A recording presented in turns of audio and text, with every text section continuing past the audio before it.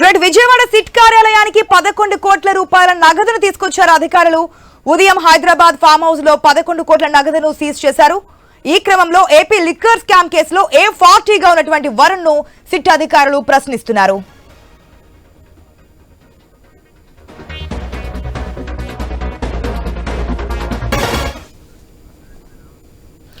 Vijayawada SIT కార్యాలయానికి 11 కోట్ల నగదును తీసుకొచ్చారు అధికారులు. ఉదయం హైదరాబాద్ ఫామ్ హౌస్ లో 11 కోట్ల నగదును సిట్ అధికారులు సీజ్ చేశారు. అది కూడా మనం చూసాం బ్రేకింగ్ లో. ఈ క్రమంలో ఏపీ లిక్కర్ స్కామ్ కేసులో A40గా ఉన్నటువంటి వరుణ్ సిట్ అధికారులు ప్రశ్నిస్తున్నారు. పూర్తి అప్డేట్స్ మా ప్రతినిధి కాంతి ద్వారా తెలుసుకుందాం. గుడ్ ఆఫ్టర్నూన్ కాంతి.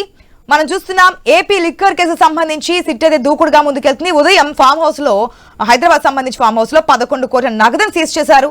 అప్డేట్ కూడా మనం చూసాం. ఇప్పుడైతే ప్రజెంట్ వరుణ్ ని విచారిస్తున్నట్టుగా తెలుస్తుంది సిట్ అధికారులు. డీటెయిల్స్ ఏంటి? ఏదైతే సిట్ కార్యాలయానికి ఉదయం హైదరాబాద్ లో సీజ్ చేసినటువంటి 11 కోట్ల లిక్కర్ స్కామ్ డబ్బును సిట్ కార్యాలయానికి తీసుకువచ్చారు అధికారులు.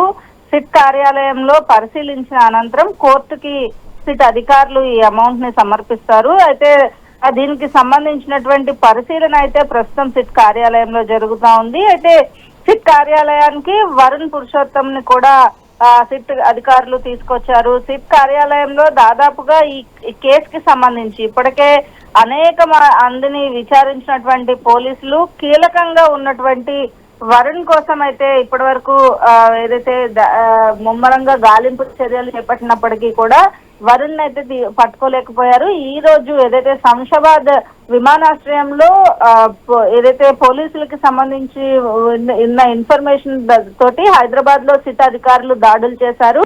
ఈ నేపథ్యంలో A40గా ఉన్నటువంటి వరుణ్ శంషాబాద్ ఎయిర్పోర్ట్ లో అతన్ని అదుపులోకి తీసుకున్నటువంటి పోలీసులు ఆయనను విచారించిన తర్వాత రాజ్ కసిరెడ్డి A1 గా ఈ మద్యం కుంభకోణంలో ఉన్నారు. వరుణ్ చాణిక్య కలిసి ఇద్దరు కూడా 12 పెట్టెల్లో 11 కోట్ల రూపాయలు దాచినట్లు అంగీకరించడంతో కాచారం ఫామ్ హౌస్ లో దాడులు చేసినటువంటి సిట్ అధికారులు 11 కోట్ల రూపాయల నగదును స్వాధీనం చేసుకున్నారు.